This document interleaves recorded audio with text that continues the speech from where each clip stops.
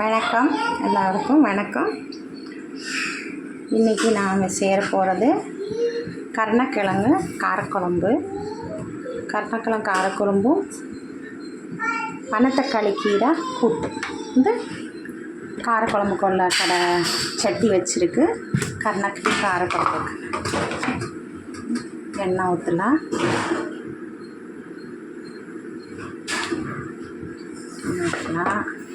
இது பனத்தக்காளி கீரை கூட்டு. இன்றைக்கி உங்களுக்கு காய்கறி குழம்புங்க தான் காட்ட போகிறேன். 2 நாட்டி ஃபிஷ்ஷும் கறியும் போட்டாச்சு. இன்றைக்கி காய்கறி கீரை கூட்டு. வத்த குழம்புக்கு கறியாப்பிலை இல்லை என்கிட்ட, அதனால் கடு ஜீரகம் போட்டிருக்கு. அப்புறம் கீரை கூட்டுக்கு கடு ஜீரகம் நான் தேங்காயில் அரைச்சிருக்கேன். கீரைக்கு கூட்டுக்கு வேண்டி என்னென்ன வச்சுருக்குன்னு பார்க்கலாம். வெங்காயம் ஃபஸ்ட்டு போட்டு வதக்கணும். இதுதான் பனத்தக்காளி கீரை கழுகி அரிஞ்சு வச்சுருக்கு. வெங்காயம், இது தேங்காய், ஜீரகம், பூண்டு, மஞ்சத்தூள், காஞ்ச மிளகாய் போட்டு மிக்சியில் 2 அடி இடித்து வச்சுருக்கேன். சரி, அதனால் வெங்காயம் போட்டுடலாம்.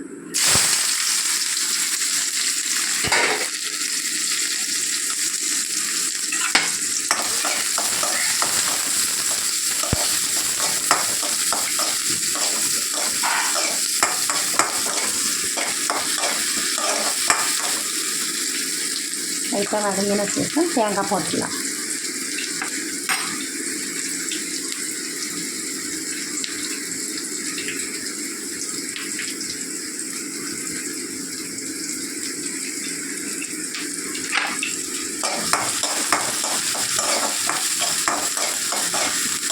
வீடியோ எல்லோரும் அப்படி பார்க்க தான் செய்கிறேன். யாருமே லைக் பண்ண மாட்டேன், சப்போர்ட் பண்ண மாட்டேன், ஷேரும் பண்ண மாட்டேன்.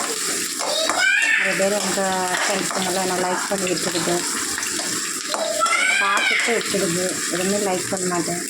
கொஞ்சம் எல்லோரும் லைக் பண்ணுங்கள்.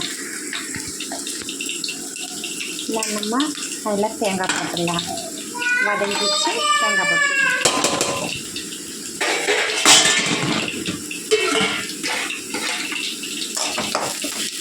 போட்டுட்டு உப்பு போட்டுடலாம்.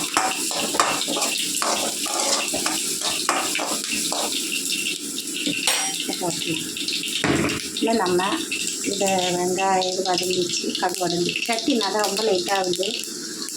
அது வதங்கிச்சு. நம்ம இதில் சின்ன வெங்காயம், பூண்டு போட்டு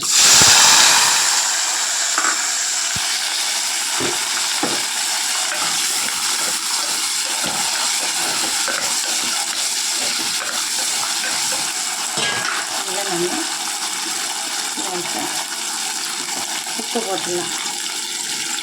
கொஞ்சம் சீக்கிரமாக வதங்கும். இதில் கீரையில் உப்பு போட்டுடலாம்.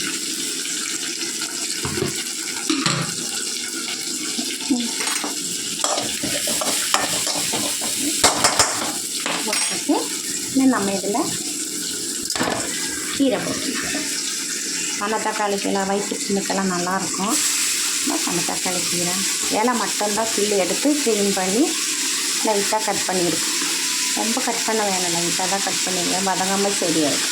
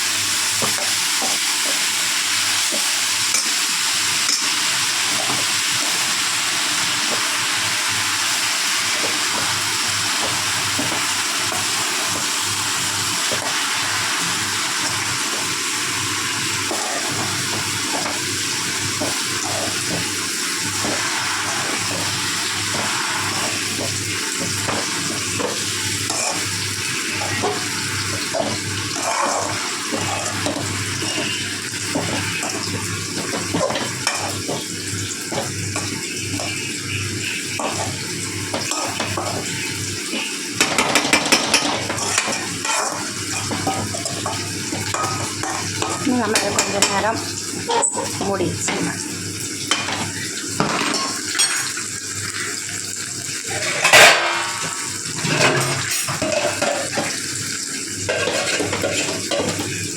மூடி வச்சுக்கலாமா? பூண்டு நிறைய போட்டுருக்கு. ஏன்னா கருணக்கிழங்கு கேஸ் ஆகிடுச்சா, அதனால் கொஞ்சம் நிறைய பூண்டு போட்டுருக்கேன். இப்போ கொஞ்சம் நல்லா வதங்கணும். இதுக்கு தேவைப்பட்டது தக்காளி 2 தக்காளி அரைச்சி வச்சுருக்கு. கருணக்கிழங்கு உப்பு மஞ்சத்தூளும் போட்டு வேக வச்சு வச்சுருக்கேன். அதை வேகலை, ஏன்னா அந்த தண்ணி நம்ம வாயெல்லாம் அரிக்கும். அதனால அதை வேக வச்சு தண்ணி எடுத்து வச்சுருக்கேன். புளி கரைச்சி வச்சுருக்கேன். நம்ம இதில் மசாலா போட்டுக்கலாம். என்னென்ன மசாலா, எல்லா குழம்பு மசாலா இல்லை, இதெல்லாம் தனி மசாலா தான். குழம்பு மசாலா அரைச்சா தான் தனி மசாலா தான் போடுறேன். மஞ்சத்தூள் இதிலே மஞ்சத்தூள் போட்டிருக்கு. புளியில்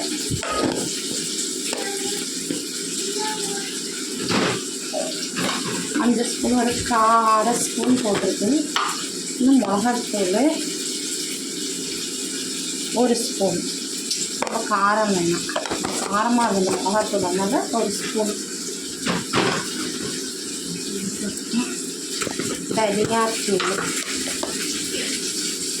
தனியாத்தூள் நம்ம ஒரு 2 ஸ்பூன் போட்டுக்கலாம். தனியாத்தூள் அப்புறம் வெங்காயத்தூள்,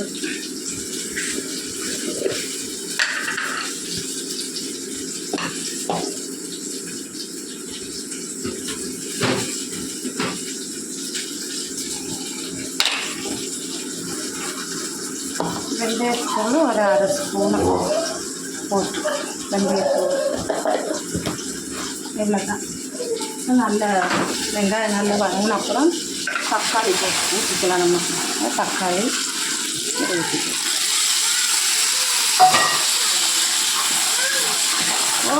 என்னம்மா கூட வர அம்மா தக்காளி கொஞ்சம் வதங்கி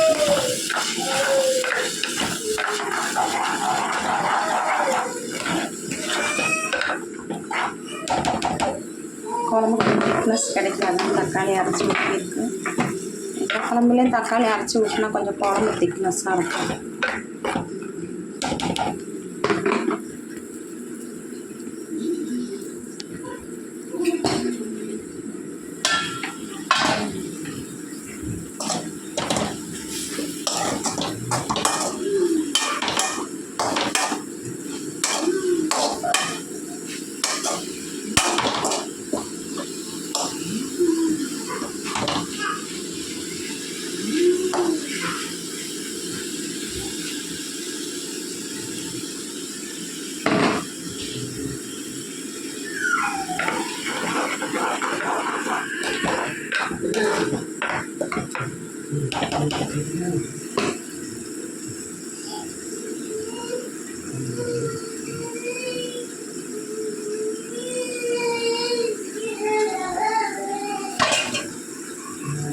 நம்ம இங்கே வச்சுருக்க அந்த மசாலா ஊற்றிக்கலாம்.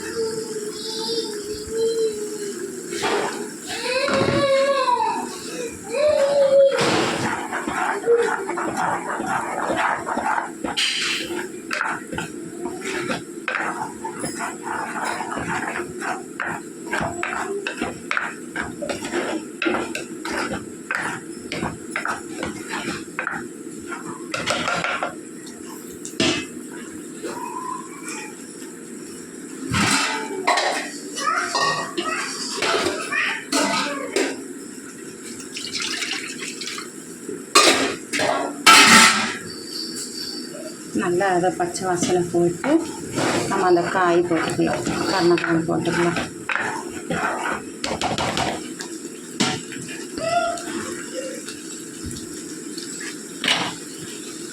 கருணக்கிழங்கு அவிச்சு மஞ்சத்தூள் போட்டு வச்சுருக்கேன். கருணக்கிழங்கு போட்டு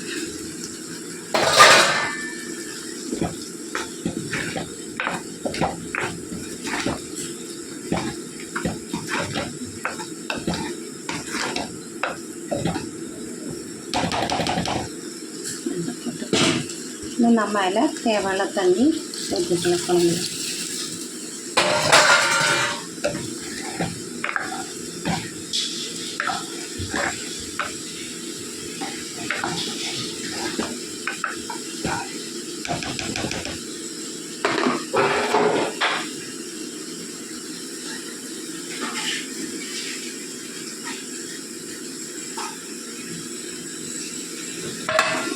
நம்ம கொஞ்ச நேரம் மூடி வச்சுக்கணும். கொஞ்சம் நல்லா கொதிக்கணும். கொதித்து நல்லா காய் வெந்திருக்கு. ஆனால் குழம்பு நல்லா கொதிச்சா தான் நல்லாயிருக்கும்.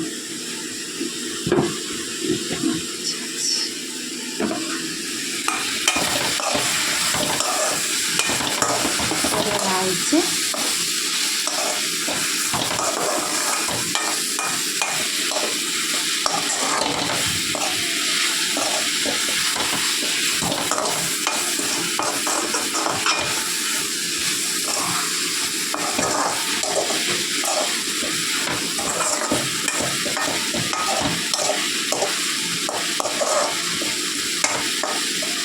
நம்ம இன்றைக்கி மத்தியானத்துக்கு சாப்பாடுக்குள்ளே கூட்டு, காரக்குழம்பு, கட்டின காரக்குழம்பு வச்சுருக்கு.